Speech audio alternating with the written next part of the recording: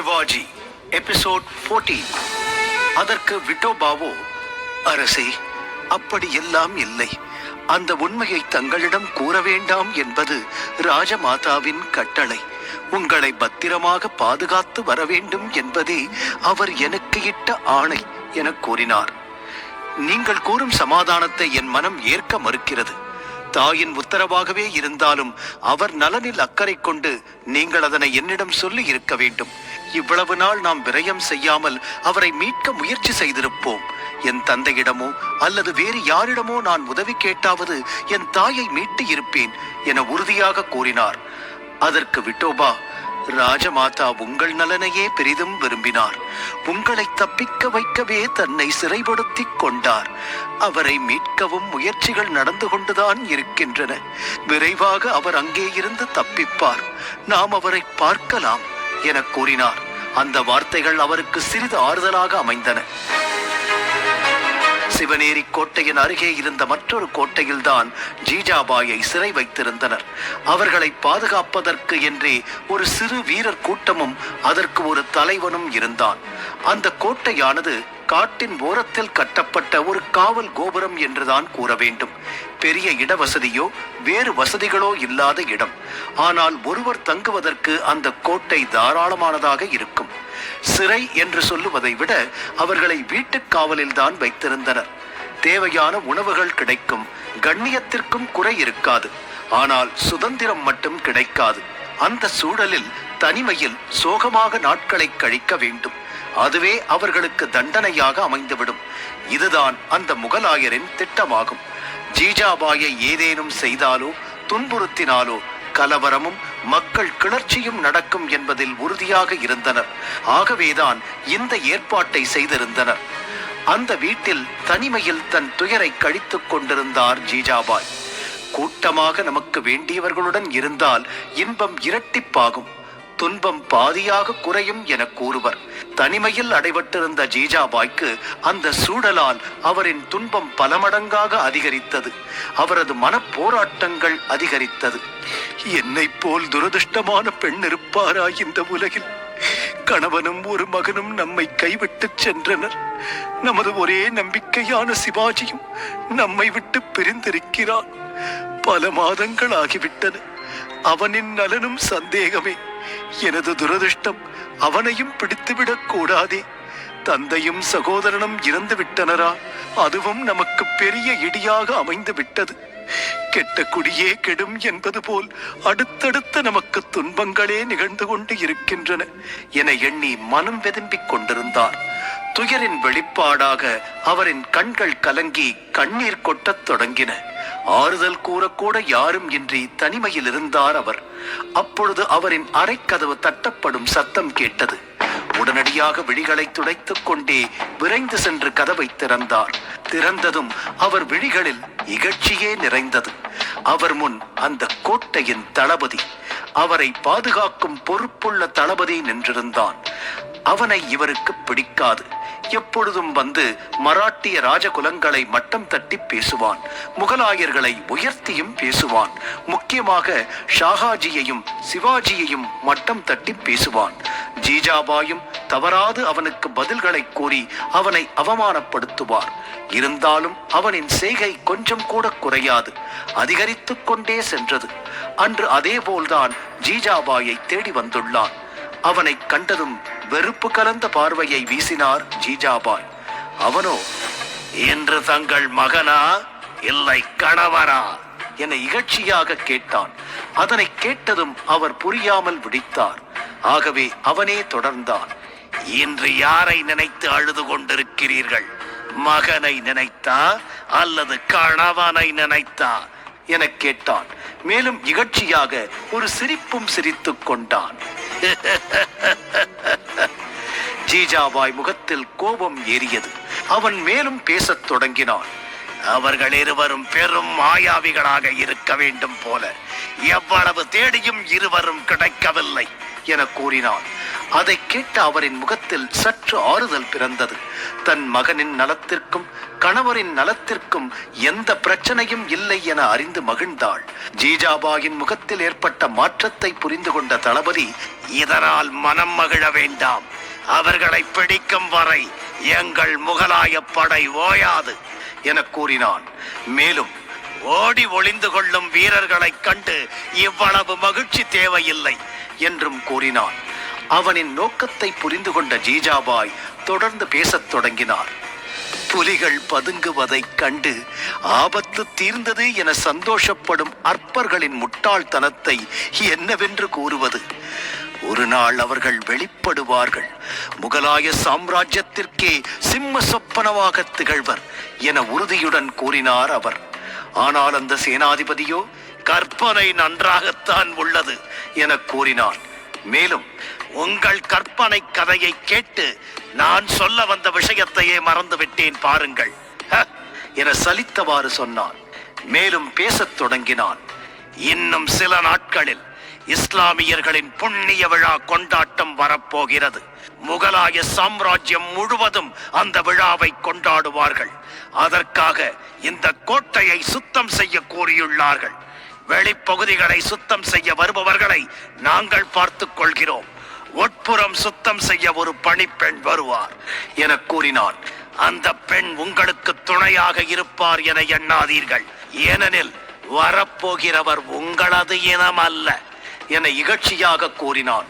அவ்வாறு கூறிவிட்டு அறையை விட்டு சென்றான். எந்த மதமோ எந்த திருவிழாவோ, எதற்கு இந்த கொண்டாட்டங்கள் என எண்ணினார். மேலும், எந்த இறைவனாக இருந்தாலும் நல்லவர்களுக்குத்தான் துணை புரிவார். அவர்கள் வணங்கும் இறைவன் எனக்கும் அருள் செய்தால் நலம்தான் என எண்ணிக்கொண்டார். நிச்சயமாக ஏதோ நல்லது நடக்கப் போகிறது என எண்ணினார். அவர் மனதில் புதிய நம்பிக்கை பிறந்தது. மறுநாள் அந்த சேனாதிபதி சொல்லியது போல ஒரு பெண்மணி அந்த கோட்டைக்குள் வந்தாள். வேற்று மதத்தினராக தெரிந்தாள். அவர்கள் மதத்தைச் சேர்ந்த பாரம்பரிய உடையான பர்தாவை அணிந்திருந்தாள். சற்று உயரமாக, ஏறத்தாழ ஜீஜாபாயின் உயரத்திற்கு சமமாக இருந்தாள். ஜீஜாபாயுடன் அவர் எதுவும் பேசவில்லை. வீடு மற்றும் அதில் உள்ள பொருட்கள் என அனைத்தையும் ஒழுங்குபடுத்துவதிலும் செப்பனிட்டு சரி செய்வதிலுமே பகல் நேரம் முழுவதும் செலவழித்தாள். மதிய நேரத்தில் உணவு உண்ண சிறிது நேரம் மட்டும் அவள் வெளியே சென்று வந்தாள். பின்னர் மீண்டும் வந்து வீட்டு வேலைகளை தொடர்ந்தாள். பின்னர் அனைத்தையும் முடித்து வெளியே செல்லும் நேரம் வந்தது. அந்த சூழலில் திடீரென அவள் ஜீஜாபாயின் கால்களில் விழுந்தாள். ராஜமாதாவுக்கு எதுவும் புரியவில்லை. குழப்பமாக அவளை பார்த்தார். தாயே, எனது பெயர் அஞ்சனா. நான் இவர்களது மதத்தை சார்ந்தவள் அல்ல. சிவனேரி கோட்டையில் கூட வாழ்ந்துள்ளேன். இப்பொழுது உங்களுக்கு உதவவே வந்துள்ளேன் என கூறினாள். அதற்கு ராஜமாதா, என்ன உதவி என குழப்பத்துடன் கேட்டார். ஏனெனில் அதுவரை அங்கே நடந்தவை அனைத்தையும் கற்பனை அல்லது கனவு என அவர் எண்ணிக்கொண்டிருந்தார். அப்பொழுது அவள், இங்கிருந்து உங்களை தப்பிக்க வைப்பதே அந்த உதவி என கூறினாள். அது எப்படி சாத்தியம்? உன்னை நம்புவது எப்படி என சந்தேகத்துடன் கேட்டார். தாயே, சிவனேரி கோட்டையின் நம்பிக்கைக்குரிய பணியாளர் விட்டோபாதான் என்னை அனுப்பினார். உங்களை தப்பிக்க வைத்து அழைத்து வருவதே என் பணி என கூறினாள். விட்டோபாவின் பெயரை கேட்டதும் நம்பிக்கை வந்தது. ஆகவே அவரை நம்பத் தொடங்கினார். இங்கிருந்து எப்படி தப்பிப்பது என ஜீஜாபாய் கேட்டார். அதற்கு வழி உண்டு தாயே. நான் அணிந்து வந்த இந்த உடை இஸ்லாம் மதத்தைச் சேர்ந்த பெண்கள் அணிவது. அவர்களின் கண்களை தவிர மொத்த உடலையும் மூடி மறைத்துவிடும். நான் அணிந்து வந்த உடைகளை நீங்கள் அணிந்து கொண்டு வெளியே செல்லுங்கள். வெளியே இருப்பது 2 காவலர் மட்டுமே. மாலை வேளையில் சோதனை அதிகம் இருக்காது. எளிதாக தாங்கள் வெளியே செல்லலாம் என கூறினாள். அவள் சொல்லும் வழிகளை சிந்தித்த ஜீஜாபாய், மாலை வேளையில் காவல் இருக்காது. இவள் சொல்வது சாத்தியமே. நாம் எளிதாக தப்பித்து வெளியே சென்று விடலாம். ஆனால் அவ்வாறு சென்ற பின் தனியாக இங்கே மாட்டிக்கொள்ளும் இவளின் நிலை என்ன என சிந்தித்தார். தன் நல்வாழ்விற்காக மற்றவரை பலியிடுவதா என எண்ணினார். அவரது குணமும் நல்லெண்ணமும் அதனை அனுமதிக்கவில்லை. நான் தப்பித்து சென்று விடுவேன் என்றே வைத்துக் கொள்வோம். ஆனால் நீ இங்கே மாட்டிக்கொள்வாயே, என்ன செய்வாய் என அந்த பெண்ணிடம் கேட்டார். அதற்கு அவர் அலட்சியமாக, உங்களுக்காக எதனையும் செய்ய தயார் தேவி, ஆனால் அதற்கு அவசியம் இருக்காது. ஏனெனில் இங்கிருந்து நான் எளிதில் தப்பி விடுவேன். நீங்கள் வெளியே சென்ற பின் சிறிது நேரத்துக்குள்ளாகவே நானும் உங்களை தொடர்ந்து வந்து விடுவேன் என கூறினார். அதனை ஜீஜாபாயும் நம்பினார். அவள் தனது அந்த பர்தாவை கழட்டி எடுத்தாள். அது பார்ப்பதற்கு அங்கி போல் பெரிய உடையாக இருந்தது. அதனை அணியும் முறையை அவளே சொல்லிக் கொடுத்தாள். அதனை கேட்டு அவள் சொல்லியபடியே அணிந்து கொண்டார் ஜீஜாபாய். அப்பொழுது அவர், வெளியே சென்ற பின் என்ன செய்ய என கேட்டார். அதற்கு அவள், அங்கே நமது வீரர்கள் வெளியே இருப்பார்கள், அவர்கள் உங்களை அடையாளம் கண்டுகொள்வர் என கூறினாள். இந்த உடையில் சென்றால் யாருக்கும் சந்தேகம் வராதா, தப்பி விடலாமா என ஜீஜாபாய் கேட்டார். அதற்கு அந்த பணிப்பெண், எளிதாக தப்பிவிடலாம், இந்த உடையை நீக்கச் சொல்லும் நீசர்கள் இன்னும் பிறக்கவில்லை என கூறினார். அவரும் சம்மதித்தார். பின்னர் உடையை மாற்றிக்கொண்ட ஜீஜாபாய் வெளியே செல்ல கிளம்பினார். அத்துடன் அவள் கொண்டு வந்திருந்த சில பொருட்களையும் கையில் எடுத்துக்கொண்டு சென்றார். மாலை நேரத்தில் காவல் குறைவாகவே இருந்தது. மெதுவாக நடந்து சென்றார் ஜீஜாபாய். வெளியே சென்றால் நிச்சயமாக நாம் சிவாஜியை பார்த்து விடலாம் என மனதிற்குள் அவரது தாய் பாசம் துடித்தது. அந்த உடையை கண்ட காவலர் அனைவரும் பணிபுரிய உள்ளே சென்ற பெண்ணே திரும்பி வருகிறாள் என எண்ணினர். ஆகவே சோதனை எதுவும் செய்யாமல் அவளை வெளியே செல்ல அனுமதித்தனர். வெளியே சென்றதும் யாரை சந்திக்க, என்ன செய்ய என மனதிற்குள் கேட்டுக்கொண்டே சென்றார். இருப்பினும் தைரியமாக சென்றார். யாரோ காத்திருப்பதாக அவள் கூறினாளே என்று நினைத்துக் கொண்டே சென்றார். அப்பொழுது திடீரென அங்கே இருந்த அனைத்து வீரர்களும் அணிவகுப்பு செய்தனர். அந்த கோட்டையின் முன்புறம் இருந்த அனைவரையும் அப்புறப்படுத்திவிட்டு தங்கள் அணிவகுப்பை நடத்தினர். கையில் வாட்களை ஏந்திக் கொண்டு மரியாதை செய்தனர். அந்த சமயத்தில் கோட்டை தளபதி வருகிறான் என்றும் அவனுக்கு வீரர்கள் தரும் மரியாதை இது என மனதில் நினைத்துக் கொண்டார். நமக்கு சோதனை இருக்குமோ என பயந்தார். இருப்பினும் அவ்வாறு ஒன்றும் நிகழவில்லை. விரைவாக சென்று அவர் கோட்டையின் முக்கிய வாயிலை கடந்து வெளியே சென்றார். ஆனால் அங்கே அவருக்காக காத்திருப்பதாக கூறிய ஒருவரையும் காணாது ஏமாற்றம் அடைந்தார். அணிவகுப்பிற்காக கூட்டத்தை கலைத்திருப்பர் என தனக்குள் சொல்லிக்கொண்ட அவர், என்ன செய்வது, விடுதலையை முழுமையாக பயன்படுத்திக் கொள்ள வேண்டும். அவர்கள் இல்லையெனில் நாம செயல்பட வேண்டும். இங்கிருந்து விரைவாக செல்ல வேண்டும் என முடிவு செய்தார். ஆகவே அவர் யாரையும் எதிர்பாராது வேகமாக கால் போன போக்கில் கோட்டையை சுற்றியிருந்த காட்டிற்குள் நடக்கத் தொடங்கினார். அந்த கோட்டையின் தளபதி அந்த நேரத்தில் துப்புரவு பணிகள் நன்றாக நடைபெற்றனவா, அனைத்தும் முடிந்துவிட்டதா, ஏதேனும் குறை வைத்திருக்கிறார்களா என்பதை அறியவே வந்தான். முதலில் கோட்டைக்கு வெளியே செய்யப்பட்டிருந்த பணிகளைக் கண்டு திருப்தி அடைந்தான். ஆகவே உள்ளே சென்று பார்க்க முயன்றான். ராஜமாதாவையும் மட்டம் தட்டிவிட்டு வரலாம் என எண்ணி ஜீஜாபாய் இருந்த அறையை நோக்கிச் சென்றான். அங்கே அந்த வேலைக்கார பெண்மணி வேலை செய்வது போல் நடித்துக் கொண்டிருந்தாள். அறையில் இருந்த சில பஞ்சனைகளை துடைப்பதும் உரைகளை மாற்றுவதுமாக இருந்தாள். அதனை கண்ட தளபதி, நீ பர்தா அணிந்து வந்திருந்தாயே என கேட்டான். அதற்கு அவள், பணிபுரியும் போது இடையூறாக இருந்தது, ஆகவே கழட்டி வைத்தேன், வெளியே செல்லும் போது அணிந்து கொள்வேன் என கூறினாள். அதற்கு அவன், சரி சரி என கூறினான். பின்னர் ஜீஜாபாயை அந்த அறை முழுவதும் தேடத் தொடங்கினான். ஆனால் காணவில்லை. எங்கே சென்றிருப்பார் என எண்ணியவாறு தேடினான். ஆனால் கிடைக்கவில்லை. அப்பொழுது அந்த பெண், ஐயா, என் பர்தாவை காணவில்லை என கூறினாள். பதட்டத்துடன் தேடத் தொடங்கினாள். அதனை கேட்டதும் தளபதி மூளையில் பொறி தட்டியது. ஜீஜாபாய் இவளின் பர்தாவை அணிந்து கொண்டு சென்றிருந்தால் என்ன செய்வது என எண்ணினான். பயத்துடன் வாயில் நோக்கி ஓடினான். வேலைக்கு வந்த பெண் எங்கே என பொதுவாக அவர்களிடம் கேட்டான். அந்த வீரனோ, பிரபு, தாங்கள் வருவதற்கு சில நொடிகள் முன்பே அவர் சென்று விட்டார் என கூறினான். உடனே அவன் கோபத்தில் கத்தத் தொடங்கிவிட்டான். வீரர்களே, என்ன காரியம் செய்து விட்டீர்கள்?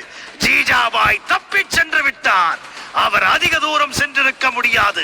கோட்டையை சுற்றியுள்ள காட்டு பகுதிகளில் விரைவாக தேடுங்கள் என கட்டளையிட்டான். அடுத்த சில நொடிகளில் அவனும் அந்த கோட்டை முழுவதும் தேடத் தொடங்கினான். காவலர் தங்கள் வேலைகளை விட்டுவிட்டு தேடத் தொடங்கினர். அரண்மனை, அதனை சுற்றியுள்ள தோட்டம் மற்றும் காட்டு பகுதி என அனைத்தையும் தேடத் தொடங்கினர். சிறிது நேரம் தேடி ஏமாற்றம் அடைந்த தளபதி அந்த வேலைக்காரியை விசாரிக்க விரும்பினான். விரைவாக சென்று கோட்டையின் உள் அவளை தேடத் தொடங்கினான். அவளையும் காணவில்லை. அப்பொழுது அவனுக்கு அனைத்தும் புரிந்துவிட்டது. பிற ஆடவன் முன் பர்தா அணியாமல் அந்த பெண் பேசிய போதே நான் சுதாரித்துக் கொண்டிருக்க வேண்டும். வந்தவள் இஸ்லாம் பெண்ணாக இல்லாமல் இருந்திருக்க வேண்டும். அவள் உடையை ராஜமாதாவுக்கு கொடுத்து அவள் அனுப்பி இருக்க வேண்டும். பின்னர் இப்பொழுது ராஜமாதாவை தேடும் போது ஏற்பட்ட குழப்பத்தில் புகுந்து அவள் தப்பி இருக்க வேண்டும். இரு பெண்கள் நம்மை முட்டாளாக்கி விட்டார்களே என நினைத்து நொந்து கொண்டான். தன்னை தேடி எப்படியும் வீரர்கள் வருவார்கள் என அறிந்திருந்த ஜீஜாபாய் விரைவாக அந்த காட்டிற்குள் நடக்கத் தொடங்கினார். இருள் மற்றும் குளிர், காடு என எதற்கும் அஞ்சாமல் இவர்களிடம் மீண்டும் சிக்கக்கூடாது என்ற ஒற்றை எண்ணம் மட்டும் மனதில் ஓட விரைந்து சென்றார் அந்த வனப்பகுதிக்குள். சற்று நேரத்தில் அந்த கோட்டையிலிருந்து கேட்ட கலவர ஒலியை கேட்டு நாம் தப்பிப்பதை அறிந்து கொண்டார்கள் அவர்கள் என உணர்ந்தார். ஆகவே தன் நடையின் வேகத்தை அதிகப்படுத்தினார். திடீரென அவர் கால் சில்லிட்டது. கால்கள் அதற்கு மேல் நடக்க மறுத்தன. என்ன நடந்தது என அந்த நிலவொளியில் பார்த்தார். அச்சம் என்பதை அறியாத ராஜமாதாவின் மனதிலும் அச்சம் பரவியது. அவரின் கால் புதை குழியில் சிக்கி இருந்தது. அவர் மெதுவாக அதில் மூழ்கிக் கொண்டிருந்தார். அதில் மூழ்கியவர் பிழைத்தது இல்லை என்பதையும் அவர் அறிந்திருந்தார். ஜீஜாபாய் புதைக்குழியிலிருந்து தன் காலை விடுவித்து உயிர் பிழைத்து தப்பிச் செல்வாரா? இல்லை, மீண்டும் அந்த கயவர்களின் கையில் சிக்கிக் கொள்வாரா?